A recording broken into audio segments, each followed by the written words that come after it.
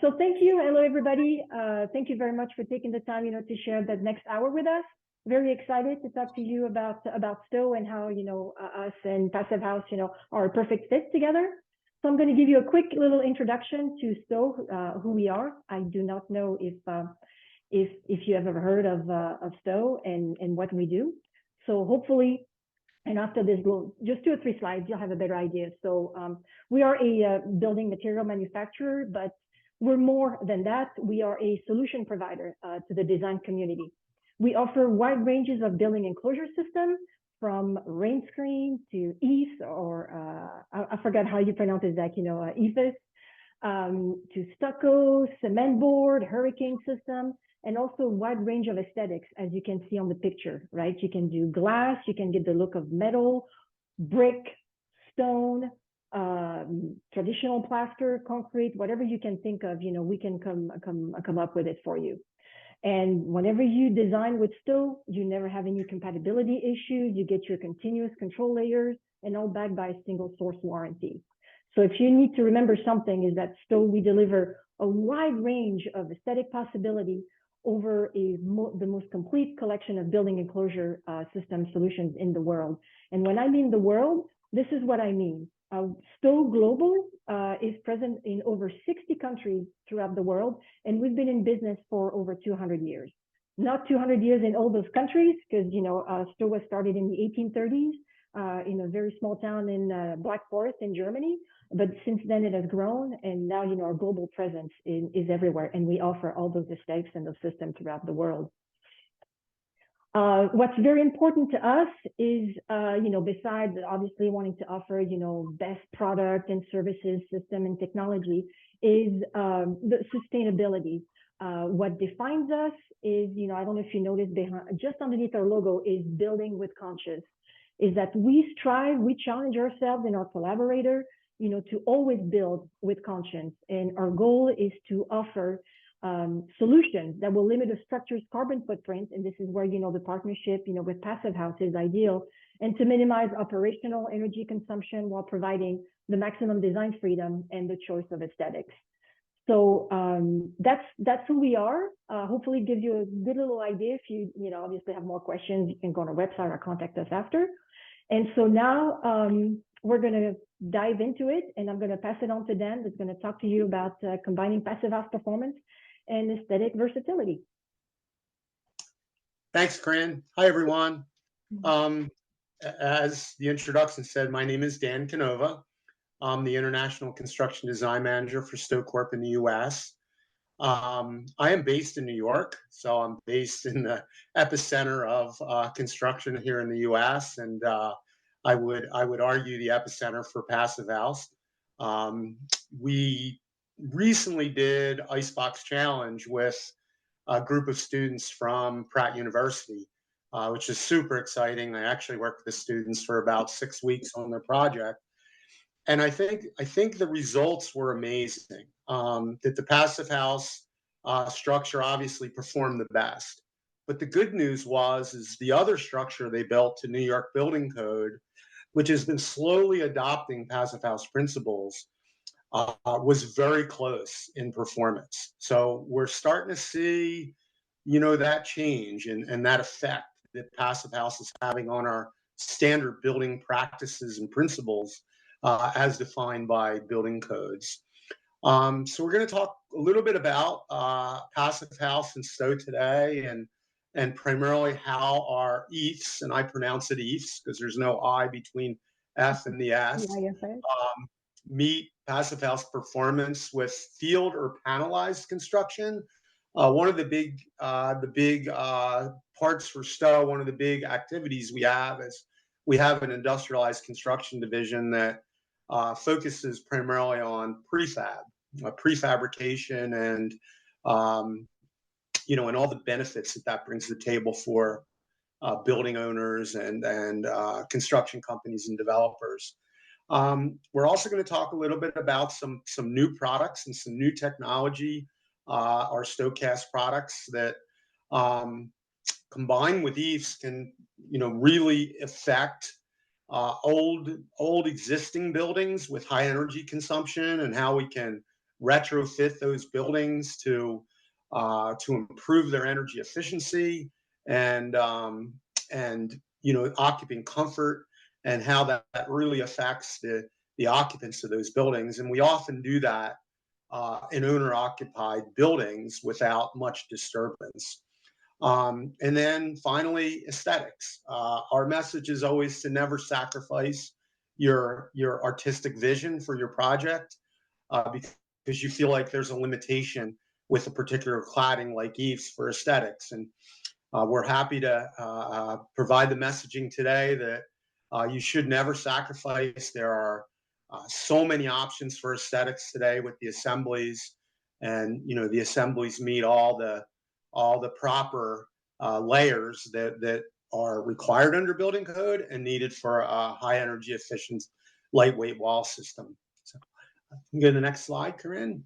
So let's talk about some of the principles of passive house and net zero energy building. First principle is really thermal control. We're always looking for a high performance enclosure. We want to eliminate thermal bridging. We're going to talk a little bit about how EIFS can benefit there. EIFS does comply with ASHRAE 90.1, which is a high energy standard that's been around for some time. It does comply with Section 5 of the building envelope air barrier continuous insulation requirements. Continuous insulation has become a much bigger deal over the last, let's say, 10 to 15 years, and we're all pretty familiar with those requirements. It's brought to another level with passive house, where we want a very high performing exterior wall system, particularly in the thermal aspect and thermal control aspect. You can see the picture down there on the right is an actual job where we did some before and after thermal photography of an existing building that was retrofitted after a passive house retrofit. Envelope was retrofitted with EIFS and new windows, and you can see the dramatic effect that the overclad and the replacement of windows had on the thermal transfer through the exterior walls. Go to the next slide.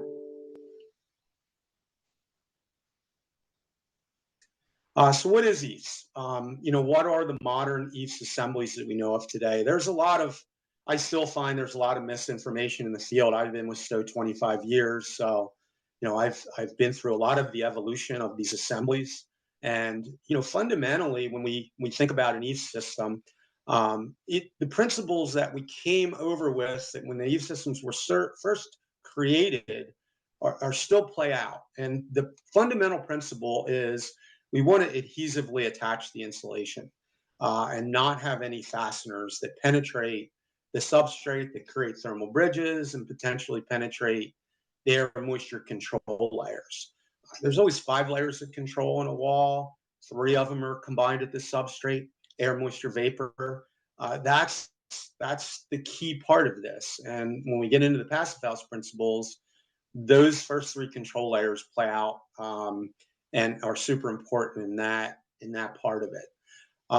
You can see here that we show 2 different types of insulations. There's actually 4 insulation types that are available today. EPS, expanded polystyrene, GPS, which is a graphite polystyrene, XPS, which is an extruded polystyrene, and then mineral, which you see on the right side there, for fully non-combustible assemblies. We are incorporating mineral wool and different versions of fire stopping into foam plastic insulation types. That's now required in New York, and we can easily transition to do that. You also notice in the mineral wool, there is a mechanical fastener that's needed with mineral wool. That's because of the weight of the mineral wool. But we have a unique solution where we can countersink that fastener and put a mineral wool plug on top of the fastener so we can eliminate any thermal bridging that may occur. So that's just a quick on modern EIFS systems. The drainage capacity is created through the ribbons of adhesive and the drainage pathways that are created in those ribbons of adhesive. And it's important to note that we're not managing bulk water. This is for incidental water intrusion and condensation, and really to provide airflow and pressure equalization.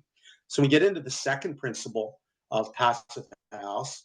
It's air control, air tightness, balanced ventilation with heat and moisture recovery. That's really, really important in passive house certification. StoGuard is our air and moisture barrier line. We've got a variety of different air and moisture barriers within that line. They're typically fluid applied. They could be thin, medium, or high build. ASTM E2357, the air and water resistant barrier system meets the air leakage resistance criteria of 0.04 CFM per square foot at 150 at 1.57 pounds square foot, and it's 0.2 liters per meter squared at 75 pascals. Compliant with 2018 International Building Code, International Residential Code, Energy Code, Los Angeles Building Code, International Green Construction Codes, Cal Green Title 24, and the ICC AC 212 and ASTM 2570. Okay, Karine. So what is StoGuard? You know, for Sto, it's our horse. It's what goes in with all our systems. It's a fluid applied air and moisture barrier. It is StoGuard products are, you can choose to be vapor open or vapor closed, depending on your requirements based on climate zone and what you need from a vapor transmission standpoint. Gold Coat, which you see here, is a vapor open. It provides enhanced air and water protection. It's ideal for critical details, for complex geometry. It's much easier to use a fluid in complex geometry as opposed to a sheet type that you have to kind of do origami to figure out complex geometry. These products are versatile, as I mentioned. They can be thin, medium, or high build. Water-based, so very environmentally friendly. They can be installed down to 25 degrees and be exposed to the weather for up to 6 months. So it gives you a lot of flexibility during construction phases, especially in northern climates. They are self-sealing as tested out in the STM 1970, which is a nail sealability test. NFPA 285 compliance, so we're covering all the fire code testing, N268. The products can be used behind all claddings. Oftentimes, we have multiple claddings on projects, and to stop and start with different air and moisture barriers creates collisions and possible compatibility issues. So you can single source the air and moisture barrier under any cladding. And at Sto, we provide single source protection with our warranties. Okay. So let's get into the passive house principle net zero energy building for number 3. It's the radiant heat control. High performance glazing typically is incorporated into passive house design and construction. You'll see some of the case studies that we'll show later show shading that we can accomplish by utilizing shapes of foam shapes that are incorporated into the EIFS assembly. Also from a prefabrication standpoint and a panelization standpoint, we can incorporate windows into the prefabbed walls. We have relationships and partnerships with Karine and Galla for our pre-engineered and prefabricated wall systems. It can include receptors and be glazed in the field, or the windows can be installed in the plants and the panels shipped to the job sites complete and ready to go. So it affects dramatically construction schedules and quality control and safety. Prefabrication we view as a big part of our future in construction. And Sto Corp has built a network of affiliates nationally and internationally that build a standardized panelized wall system that's tested and warranted by Sto Corp. Okay. So fourth principle of passive house net zero energy building is moisture control. It's always our number one thing. We need to control moisture in buildings. It can be humidity. It could be moisture intrusion. we can have a lot of water that's in the air based on relative humidity. So we always want to use the 3D principle, and that's a big philosophy for us. We always want our design from a building science standpoint to deflect, drain, and dry, and have the capacity to do all of those things at the same time. It's all part of the detailing. It's part of the way the assemblies are built, and it's part of the material science. So the 3Ds you can take away and remember that. We can always help with design development in the design phase to work through this concept of 3D. Drainage plane. As I mentioned earlier, the drainage plane is created by the ribbons of adhesive that are applied to the back of the foam boards, and they're attached. Today, we have two or three types of adhesive. The most commonly used are cement-based adhesives and also spray foam adhesives. The development of spray foam adhesive has really revolutionized the way we install EIFS systems. It's sped the process up. We get very high wind load ratings. It makes it very simple for applicators to use. Cement-based adhesives are applied by a notch trowel to the back of the foam board. They're typically 2 inches on center, and there's different adhesive ribbon sizes depending on the substrate you're going over. And it's important to note with the cement-based adhesives, you can't fully compress the foam to the wall. They have aggregate in them that allows for that foam to stand off. In the spray foam adhesive, it has post-expansion, so it allows for that gap. In all construction, but particularly passive house, we really don't want that gap to be much larger than a 1/16 to an 1/8 of an inch.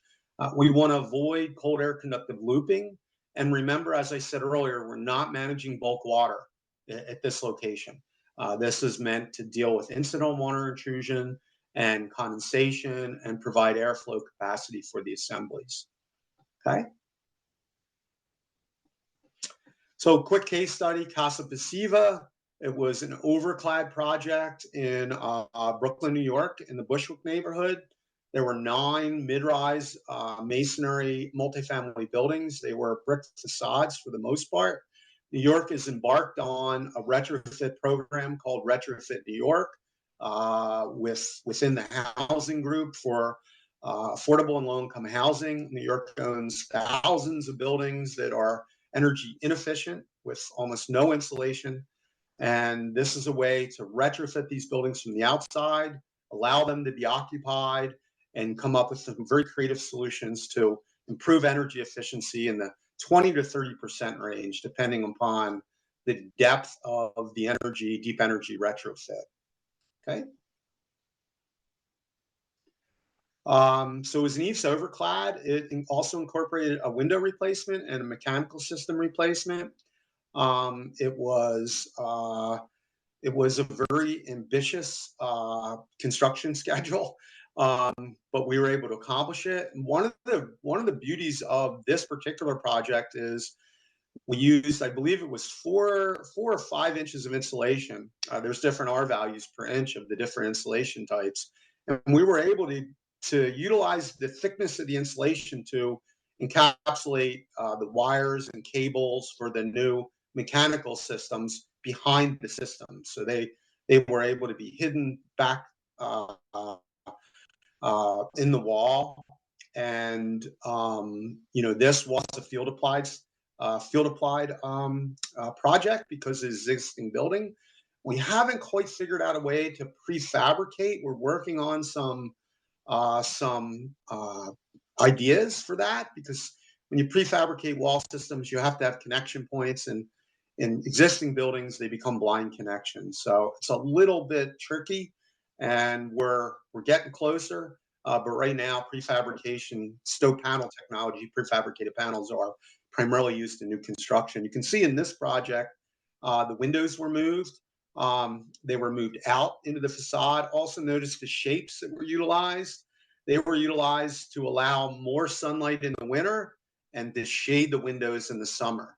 So we actually use the wall system to deal with the radiant heat, to help deal with the radiant heat for the project. Okay, Karine? There's some pictures of the completed buildings, pretty dramatic. The effect was very dramatic, and you can see how we can utilize different thicknesses of insulation to create very Icicles. very Chris tricky Benedict was one for architectural detail. icicles.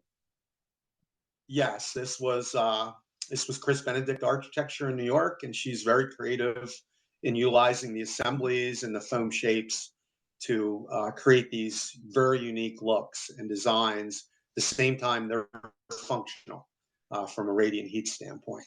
Okay, Karine. So, quick case study: the Overclad exterior insulation finish system, which is the preferred wall system for the deep energy retrofit. It was lightweight, it was less expensive. It gave them all the options from a design standpoint. Fire escapes were allowed to stay in place, and we worked around those. There's no thermal bridging or joints, and minimal disruption to the tenants, and an incredible impact on the lives of the tenants that live in these buildings. You can't minimize how much this impacts the occupants of the building. It's just an amazing thing. Okay.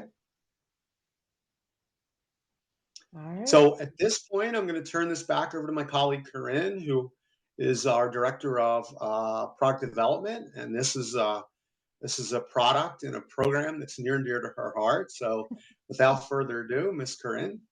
Merci, thank you.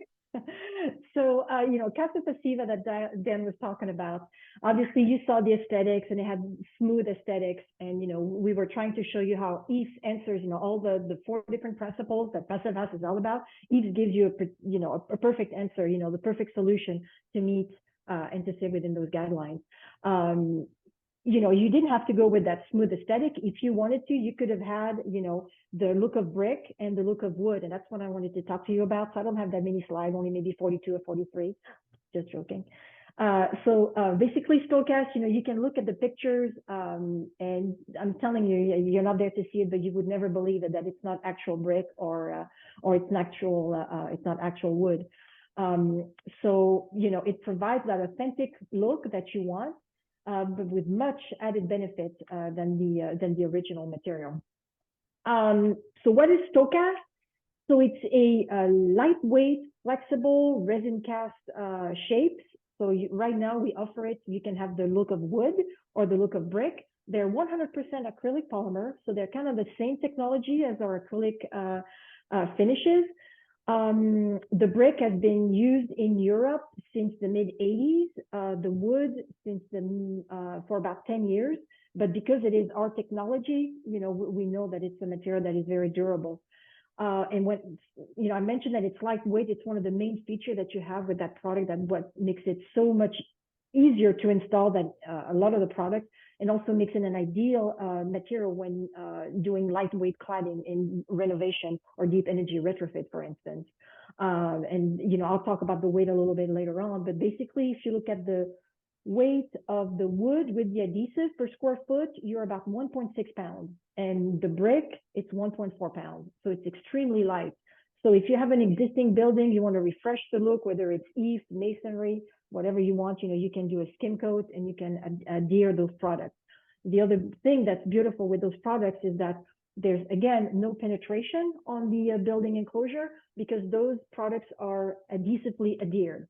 The adhesive comes in a bucket, you put it on the wall, no fasteners, no penetration. It makes it very, very easy. Those shapes are prefabricated. So for once, usually with Sto, you see a yellow bucket and it's the guys, the contractors that are trying to achieve the look, a particular aesthetic. Here on this one, the look is already achieved. All those the contractors need to do is stick the material onto the wall. They're easy to cut. They're cement free, hardly any silica dust in them. So you can cut them with the shears. They're flexible. You can bend them. I will show you some pictures. So it's just very safe to handle for guys that are working on the scaffold. It's super light, to carry. You can carry, let's say, 30 square foot of bricks, and it's only 30 pounds, right? So you can put that on the scaffold. It's so much easier compared to thin veneer or real mason brick. So very, very easy, user friendly. I wanted to show you some samples of bricks because a lot of the time, people ask us, hey, we need to match bricks. And I wanted to show you actually the look, right? It just looks beautiful. I want to mention something very quickly about the mortar, and that's also what makes it very easy for StoCast brick for the installation, is that the adhesive is also the grout. So when the guys are out there, you know, putting on the adhesive on the wall and sticking the brick, it saves you time because you don't have to come back once the material has cured and grout the joints. Once you put the brick on there, you can come back and with a tool, with the brush, you can, you know, work your joints out, and then you're done. You don't have to come back and touch it. So that saves labor, that saves money, it saves time. The bricks, we can custom make them. We can make the texture that you want. We can do the color that you want. We can do the size that you want. We have some standard brick colors, obviously. And one of the main advantage of StoCast brick, besides, you know, the lightweight and everything, is the fact that if you are a designer, you have access to the bricks that you want in all the sizes that you want nationwide. You're not limited by the location of the quarry, let's say, right? So, and I know some bricks sometimes are only available in the modular or utility size or Premier Plus. Here we can do it in the sizes that you want and even custom sizes. Now, oops, okay, there we go. Oops, you see, my computer's too slow, sorry. Let me see. Okay. Sorry, there's a big delay. Okay, I'm good. All right, this is the wood. And I don't know if you heard me, but I mentioned that StoCast pieces are flexible. And so I wanted to show you, that particular wood piece. We have the mega sample to show, the curve ratio that you can achieve with the material. On top of the flexibility, you can see the grain of wood. You have texture is just not, like a paint. You can actually feel it and it will feel just like wood. Unlike the brick, where there's nothing to do but stick the brick because we already designed it for you with the color and the texture, the wood comes untinted. So you could think that, well, it's a drawback, but actually it's going to give you more flexibility to design the way you want. So you're going to have to top coat it, within 90 days of exposure. But you can combine, you can paint it if you want to have a painted look. You can use any one of our coatings. You can put lotus on it if you want to have, super hydrophobicity and a lotus effect on your wood. You can put a metallic top coat if you want metallic wood, or you can use our stain that we launched. It's called StoCast wood, Sto Color wood stain. I'm sorry, and it combines the sealer with the stain, so you have that added UV protection, and you can combine different colors so that you can achieve. You see those different pictures. You can combine two different colors so that you can have more depth.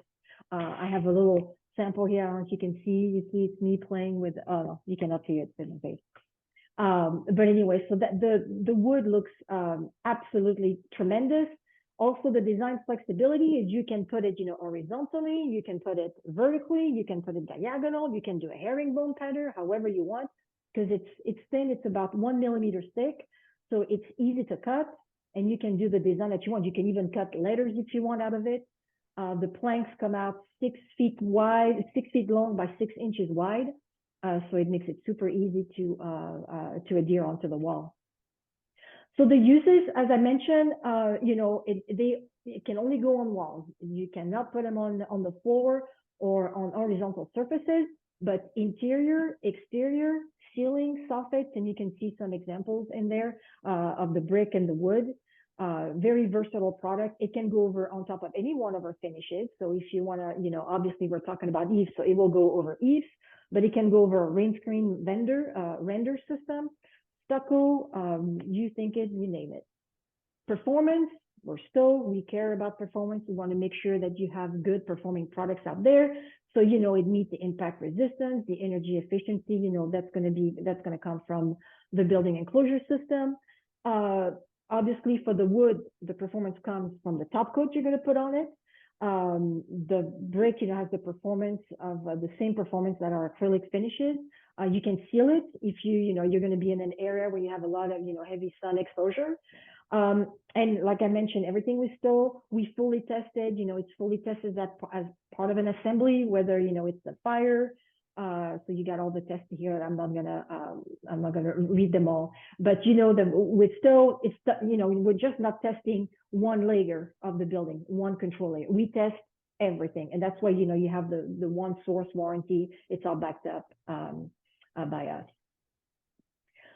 Talk about sustainability, right? Passive house. So I wanted to mention, you know, you heard me say it's lightweight, and it's one of the biggest feature when you talk about embodied carbon footprint. And you're comparing, you know, you want the look of brick, and I would defy you if you were ever to see a StoCast brick look. You know, when you look at it, you would never see that it's not a brick. You couldn't tell, you know, if you're 6 feet away from the building. Wait a minute.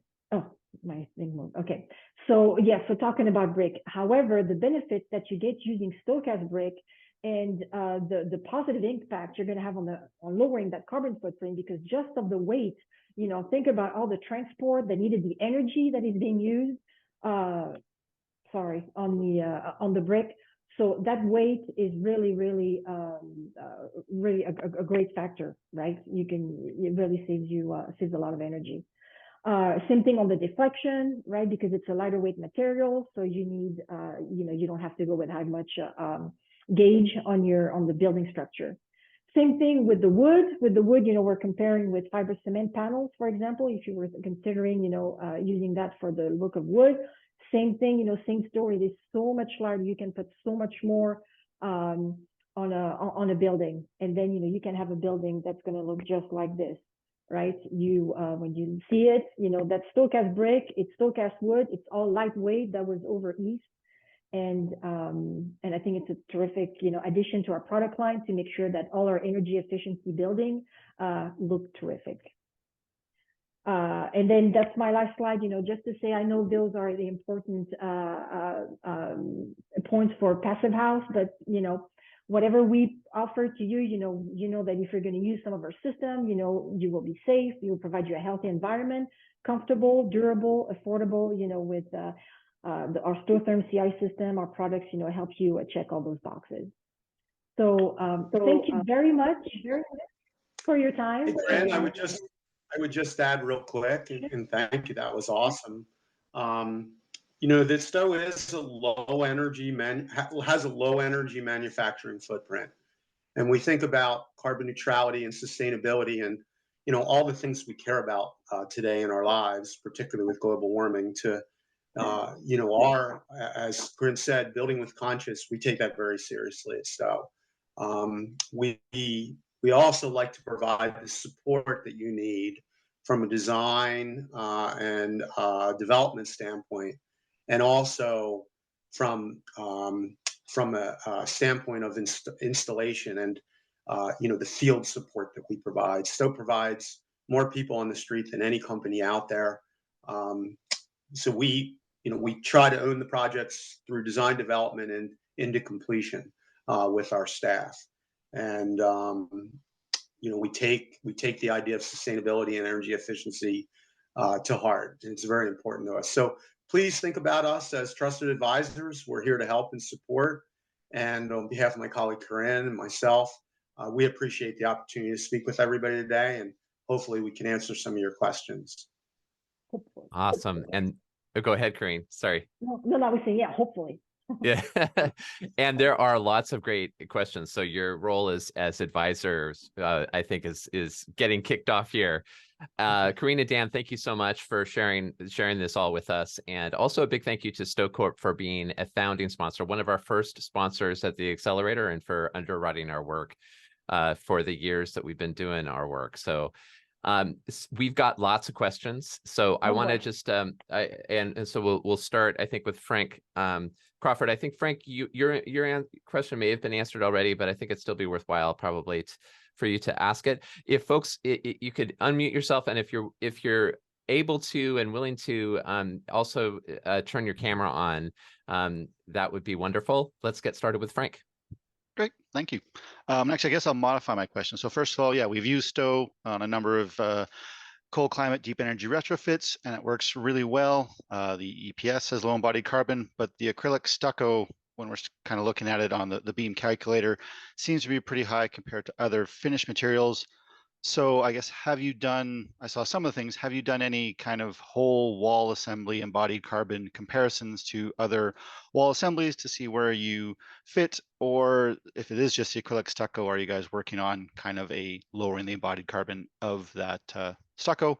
It's great that you have the EPDMs, but unless we're putting them all into assemblies, it's hard to get any comparable data from the Yeah, so EPDMs. that's a great question. So we are working on it. We're working on also including more recycled content. We're working on doing a recycling packaging. And actually, we're implementing recycled pails, but it's out on the West Coast with recycled industrial content.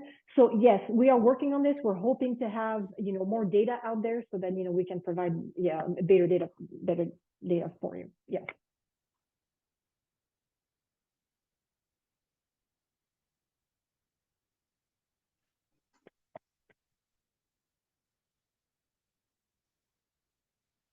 Zach, I'm muted.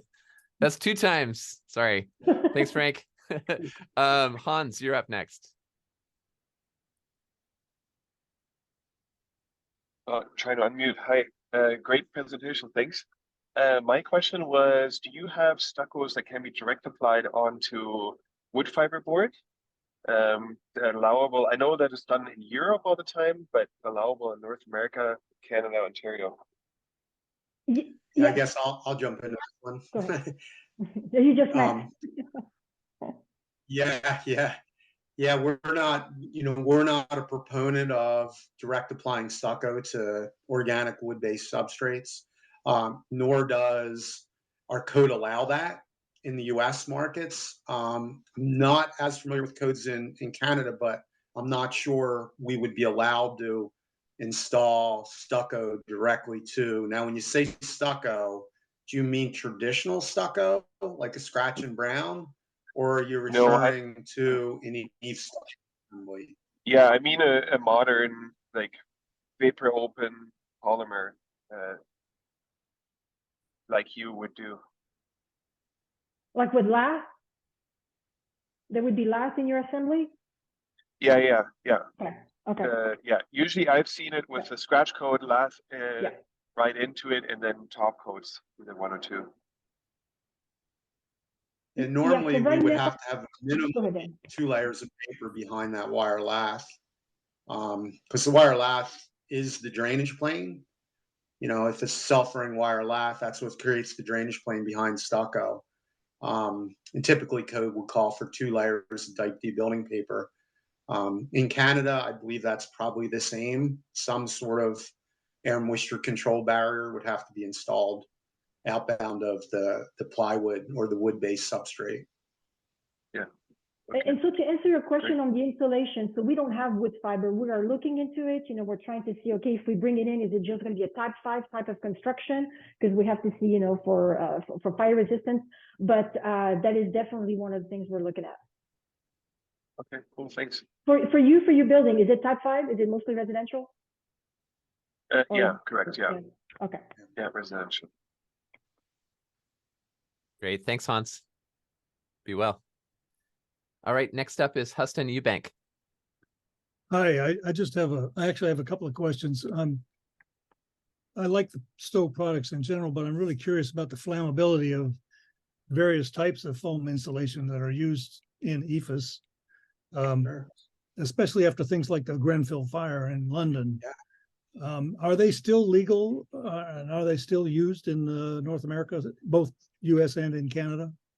Houston, that's a really great question, and it's a big issue. All foam plastic insulations are considered combustible insulation types, but they have to be encapsulated in the fiberglass mesh that we use and cement base coats. And when we do that, we can pass NFPA 285 and 268 with foam plastic insulation type. 285 is a multi-story fire test, and 268 is a radiant heat test, National Fire Protection Agency. That's the fire testing standard that we have in the US. Canada has different fire testing standards, but we also pass those. Grenfell was a big awakening for the industry in general. It had a lot more to do with air gaps and things like that, and deficiencies in that assembly. New York City now is requiring fire breaks in the wall with any type of foam plastic insulation and incorporated into an exterior wall cladding, even if that wall cladding passes NFPA 285 and 268. And it's so we already have detailing for that. We already have fire breaks that can be incorporated right into our foam plastic assemblies. And we have 3 different foam plastic installations you can choose from, and also a non-combustible mineral wool insulation. Does that answer your question? Well, sort of, but for my money, I would never put a petroleum product for insulation. I'd use rock wool. So my second question is, can your adhesive drainage system be used with rock wool insulation? And do you break that at various floors, or is it continuous for the height of the building? So our StoTherm CI system, which is our EIFS system with mineral wool, is called StoTherm CI mineral wool. We use a product by Owens Corning. Their thermofiber mineral wool is the preferred mineral wool we use with our assemblies. So to answer your question, yes. Yeah, you can incorporate mineral wool into an EIFS assembly if you don't like foam plastics. We understand that, and we offer a system for that. As far as breaking the system, it depends on building height and a few other characteristics of where we would break and provide source drainage in a wall potentially. In a high-rise installation, we would probably do it every 3 to 4 floors. But does you use your adhesive to create ventilation or drainage channels? Does that work with the mineral insulation also? The vertical ribbons with mineral insulation, we use the same technique to do that. And we use a cement-based adhesive with mineral wool only. We can't use the spray foam adhesive with mineral wool. Glad to hear that. Thank you very much. You're welcome. Thanks, Easton. All right, next up is Kevin Connors. Hi, thanks for the presentation. 2 questions. One is, do you have an embodied carbon comparison between the different Sto systems, Sto, continuous insulation systems? And then the second is, with this drainage plane, it's got to be open to the atmosphere, top and bottom. How is it that you get the value of the insulation with convective loops happening behind, within the drainage plane? Karine? So I'll answer on the carbon footprint. So right now we have system EPDs. That's the only thing we have. We're working with all the other Sto global companies to come up, with better analysis, just like the first gentleman that was asking the question. Right now, besides our system EPDs, that's all we have to put a number on it. But so hopefully we'll have something, if not by the end of the year, early next year. As far as the R value, we do have some data, as Karine said, on embodied carbon compared to other cladding types that we could share with you. As far as the cold air conductive looping, I did mention that in the presentation. The key there is to keep that airspace minimal because we're not managing bulk moisture. We're only managing incidental water intrusion, condensation. So typically about 1/16 of an inch is the optimum airspace back there. It doesn't create cold air conductive looping if we keep the space minimal. At least it's not really measurable. We've tried to measure it. So we get really a very good effective R value as long as we keep that drainage pathway space to a minimum. Does that answer your question? It does. Thank you. Okay. Thanks, Kevin. Next up is John Malik.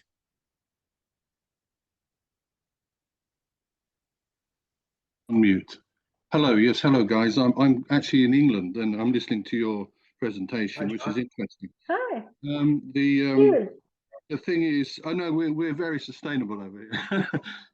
I've got three issues actually. The first one I would ask is a bit more information about the gluing and how much testing is, how your gluing methodology, if you like, to be tested. That's the first point. The second point is more about maintenance.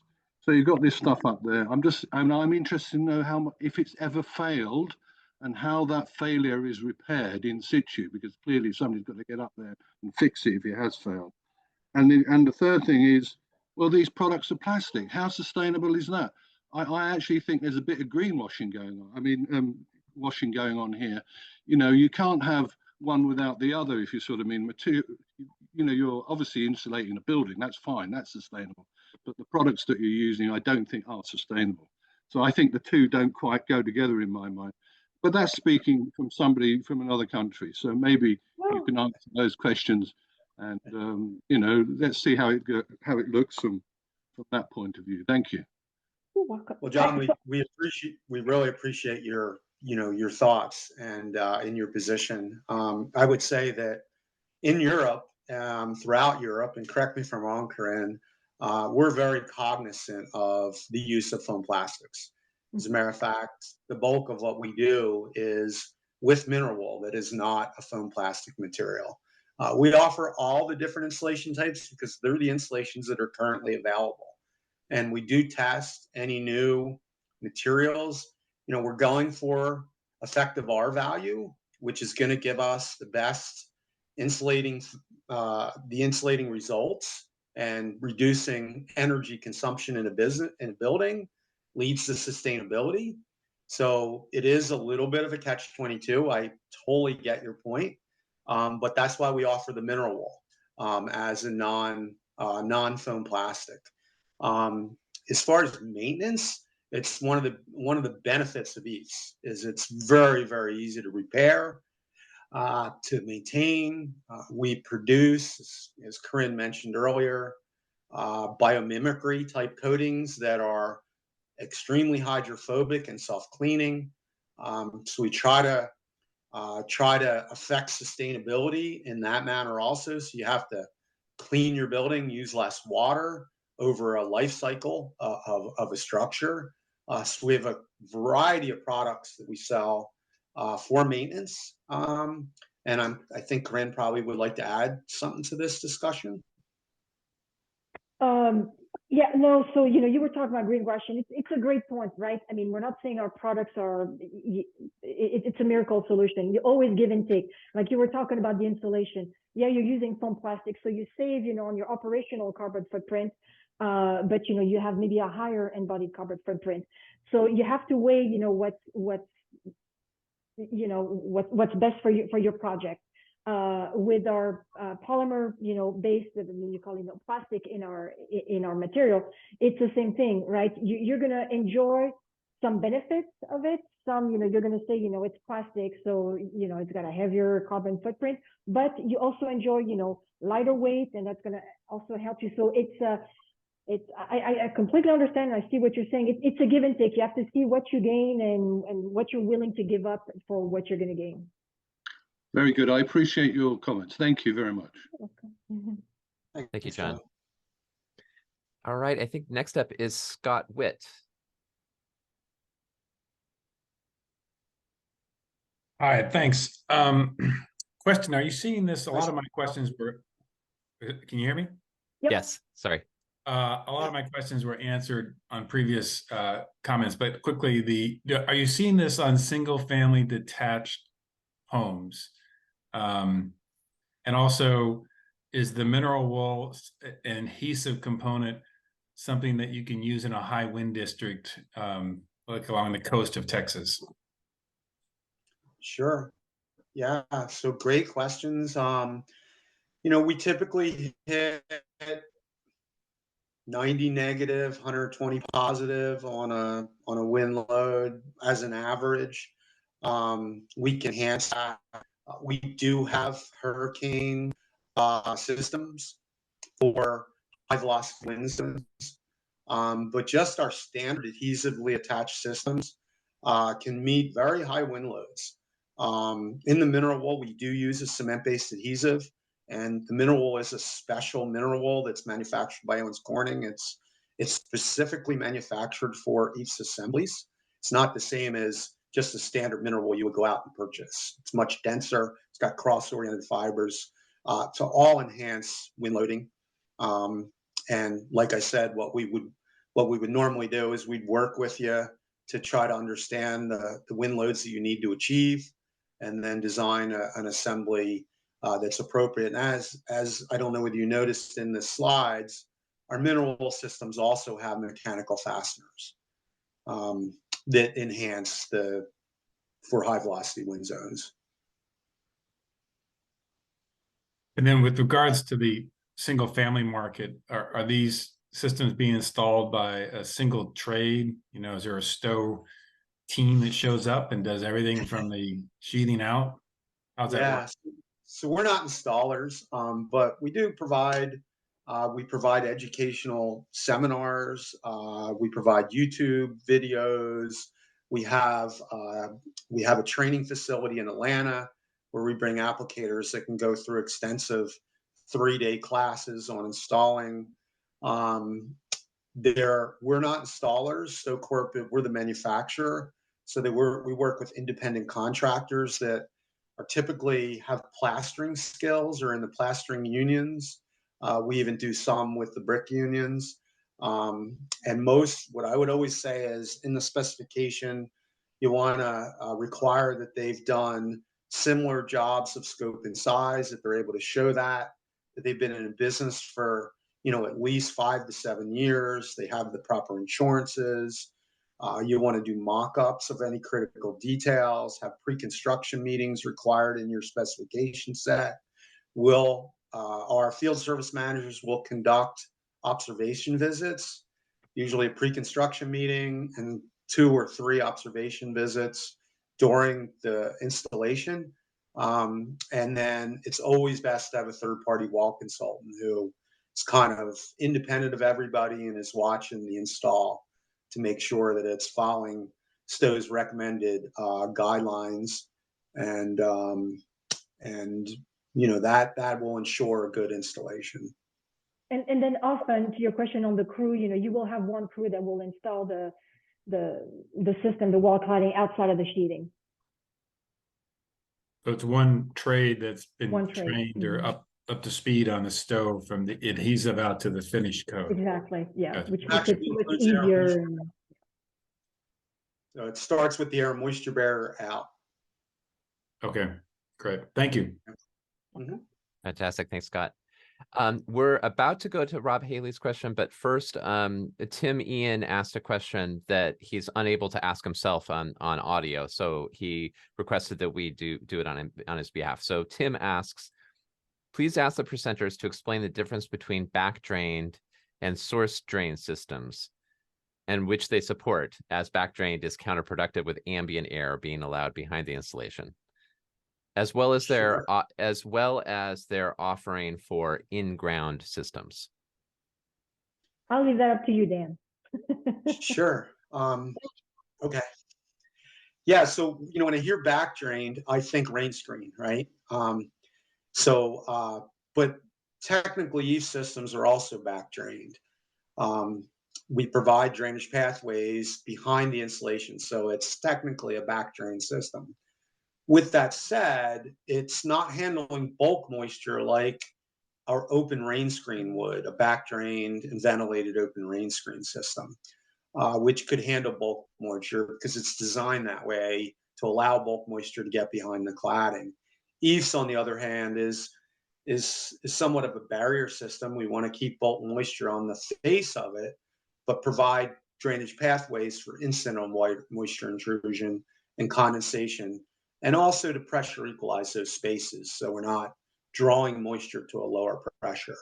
And then from a below grade system standpoint, we don't manufacture an actual system for below grade.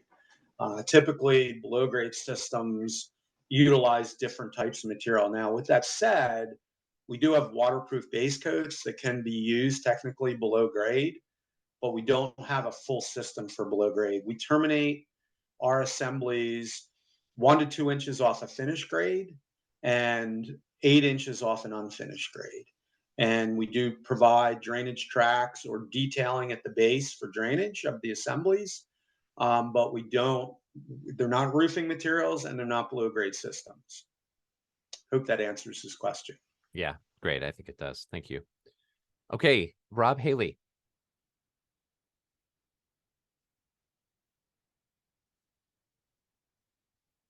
I see you there. I'll give you a moment to unmute. And if It you're looks like unable he to, is on a call. He just mentioned in Oh. chat. okay, great. I'll ask the question on his behalf then.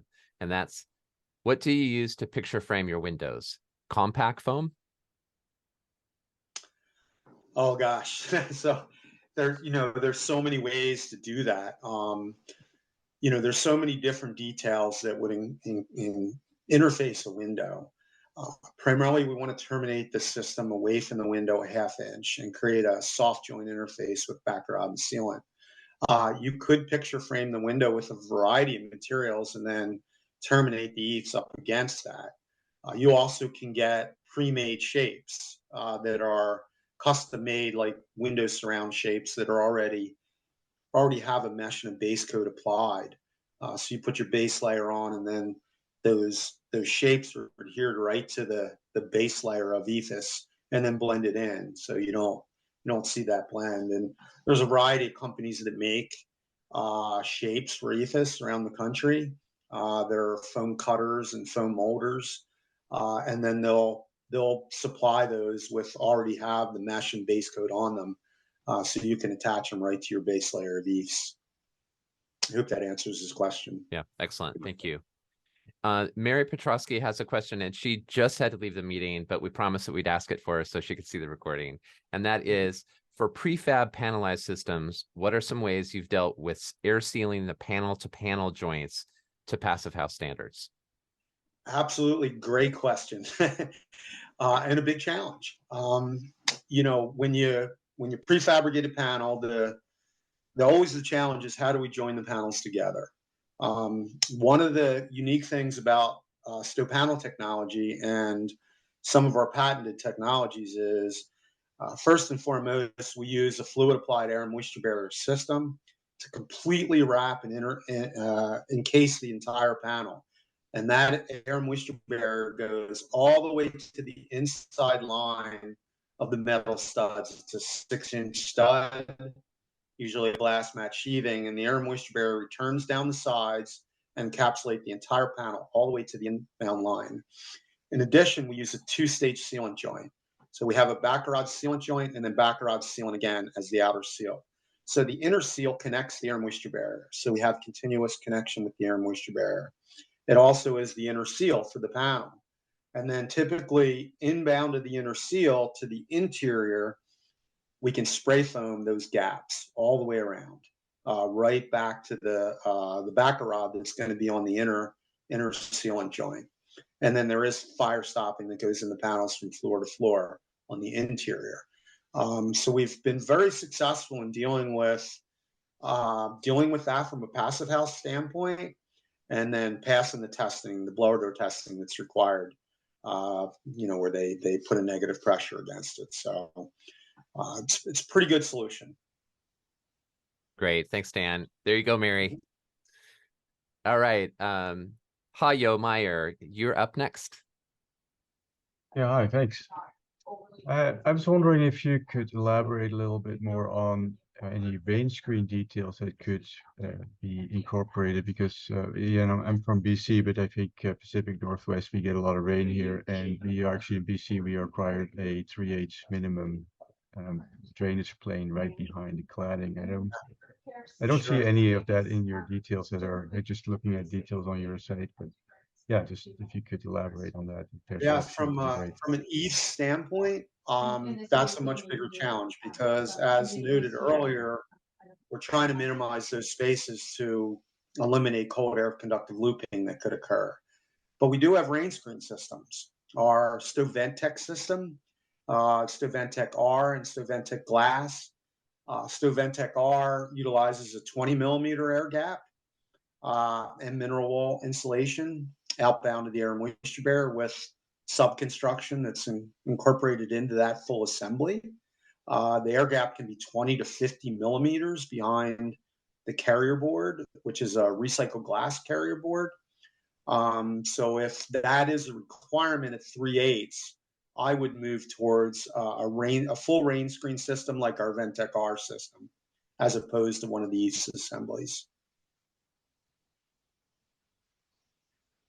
Excellent. Does that answer your question? Sorry, looking for my unmute button. Yeah, thank you. Great. Thank you, Hayo. Okay, so next up is Javier or Xavier Obando, and he has left the meeting. I think we know the answer to this question now based on a previous answer, but the question is, can you just use the brick look on top of a parapet without metal coping? Yeah, that's kind of a loaded question. We always recommend some sort of flashing to terminate at a roof, over a system, regardless of what's underneath of the brick. As Karine mentioned, the brick can be installed and applied to many different substrates.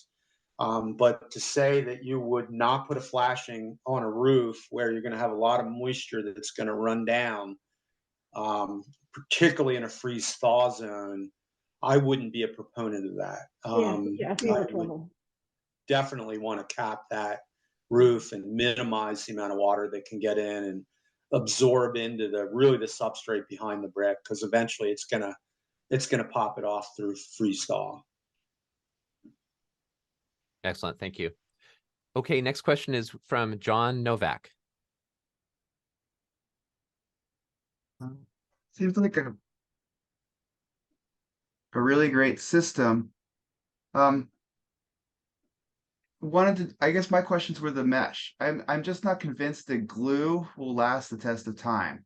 So I wanted to understand more about the idea of the mesh, and so you have the channels, but then you have a window below. That just seems complicated. So in my mind, why not just have a mesh system all the way around so everything can be, even if it's 3 millimeter or so, but mechanically fastened.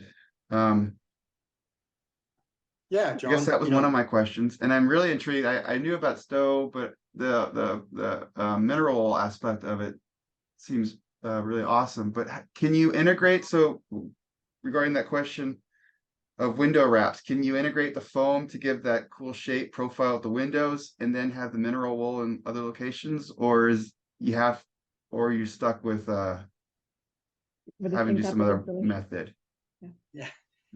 Yes, you have a lot there to unpack. So let me give it a try here. So is your first question related to, I think, the adhesives, the way we stick the foam, and the long-term viability of that adhesive attachment? Is that correct? Yeah, so we do long-term testing of those adhesives. I mean, we have systems up over 50 years with no issues at all. With all our cement-based adhesives. So we really have the utmost confidence in our adhesive attachment, or we would require mechanical fasteners. Go ahead, Karine. And I will just mention that we've even done the testing, and to me that was surprised that actually you had better tensile, adhesion and tensile strength with adhesive than with fasteners. Yeah, I was just going to counterintuitive, but we had better results. You were trying to do the pull test.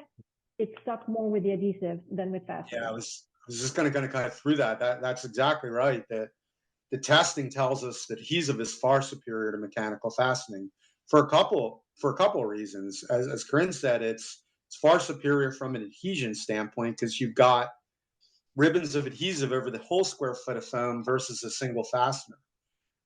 You also don't have that thermal bridge now that's going to occur with that single fastener. And we actually hit much higher wind loads with adhesive systems versus mechanical systems because we do all that testing for that. As far as coming down over a window head, we would incorporate, a head flashing detail into that.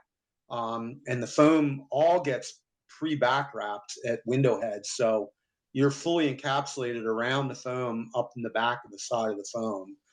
With a fiberglass mesh embedded in a base coat, and that's what keeps the system viable, are the base coats. In addition, you can layer multiple layers of mesh and base coat to achieve very high impact standards, like it's required for, say, large missile impact testing in a blast zone or a high velocity wind zone where you have an airborne object coming, at the wall system.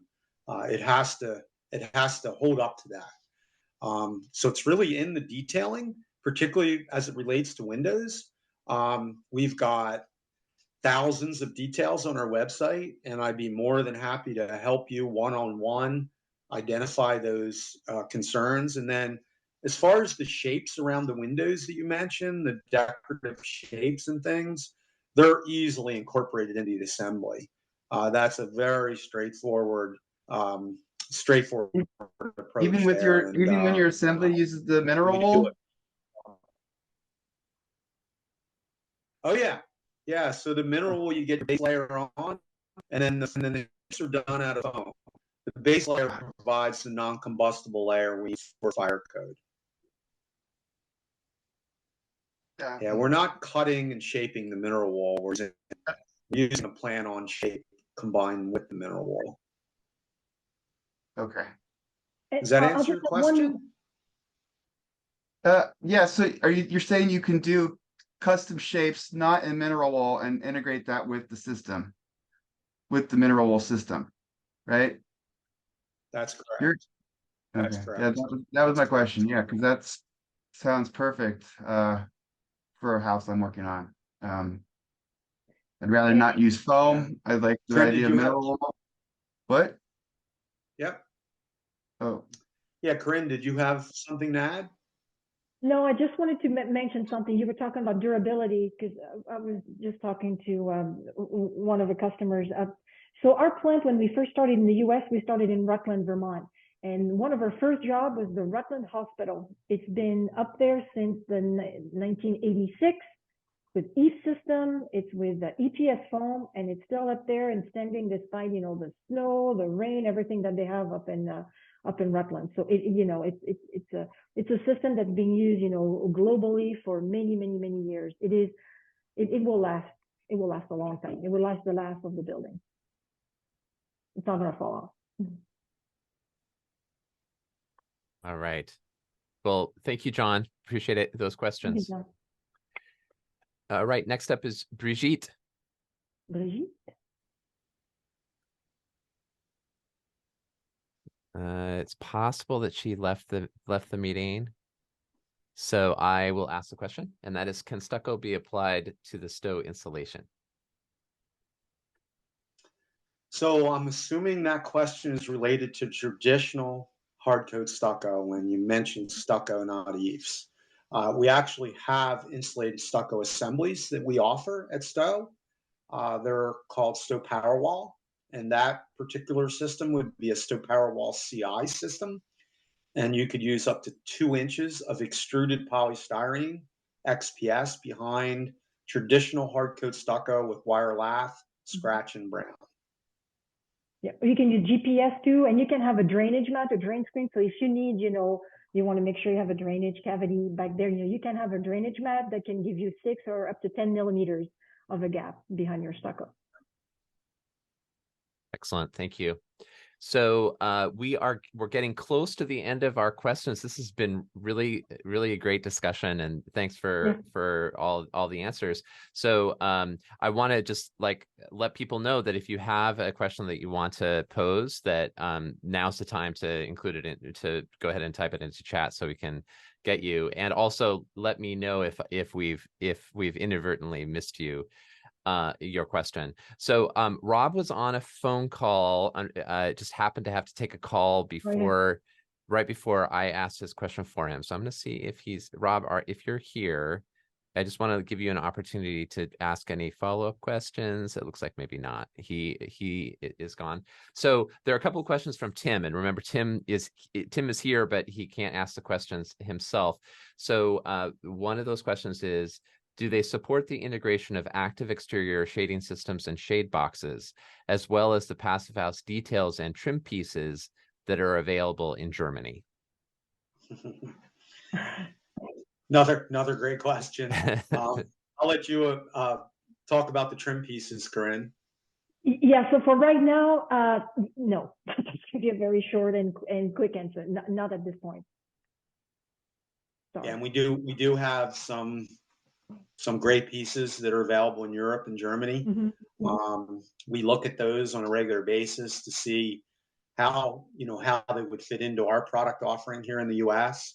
It's one of the beautiful things about being a global company, that something unique is developed in some other part of the world that fits into our market in the U.S. Our hope is that Passive House continues to grow and be more of the national standard in the way we build things. Yep. And if that happens, obviously we can justify bringing more of those specialty products over to work within the Passive House assemblies. But right now, today, the business just isn't big enough for us to justify that. Unfortunately. Little chicken and egg problem going on there. Yeah.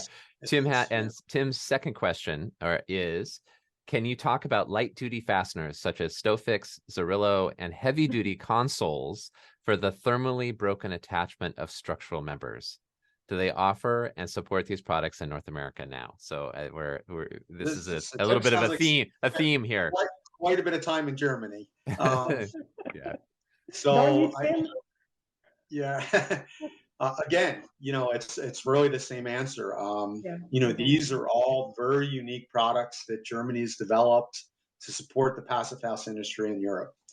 StoFix, for example, is one of those. And today, Karine, you may say something different, but I think it's the same answer. Correct. Yeah. The only fastener that that we have that Germany has is the Sto Thermodal that are used with the mineral wool system, that have the EPS plug and the mineral wool cap, to minimize thermal bridging. But as far as all the other ones, no, we don't have them here because we haven't seen the demand for it yet. But hopefully, one day it will be there, and we can all push for the same goal and be able to offer it. We're working on it. We're working on it. I know you are. All right. Well, cool. So we just got another question. This one from Mike Wong. So, Mike, can you unmute yourself and ask? Sure. Hello, everyone. Hey. Hello. My question is, does Sto provide prefab panelized systems with windows pre-installed in the shop? And if so, which window manufacturers might be working with? Thanks for asking the question, Mike. Yes, we do. We deal with Karine and we deal with Pella. And they're the two window types that we offer in our prefabricated wall panels. They can be incorporated into the panels as a complete unit, or we can put the receptors in, and then they can be glazed in the field. It's completely your call as the design professional and working with your contractor on what works the best for you. But the answer is yes. We can do it both ways. Great. Are any of their offerings certified Passive House windows? I'm not, I don't work for Karine or Pella. I believe Pella does have a Passive House window. I'm not sure. I'm not sure if they have high performance. They have performance window and high performance window with special type of glazing. I don't know if it meets the Passive House requirements, but I'd be more than happy to have somebody reach out to you. And give you the information that you need. Yeah. Great. Thanks, Mike. Appreciate it. I think that we have made it through the questions. So before I close up, Dan and Karine, do you have any parting words for us? No, thank you. I love the interaction, all the questions. That's awesome. Thank you so much. My parting words would be that this is really an amazing thing when you think about what Passive House can potentially do for our future and our children's future. And, I would love to see the Passive House high energy standards incorporated into our national building codes. We have certain pockets of the country that gets this, and we're seeing a trend towards it, not happening fast enough for me. Hopefully before I retire, I'll see a big movement in this way. So I just want to say to all the folks that are participating today, thank you for your passion and your creativity as it regards to your designs and incorporating Passive House into your philosophies. It's much appreciated. Well said. Hear, hear.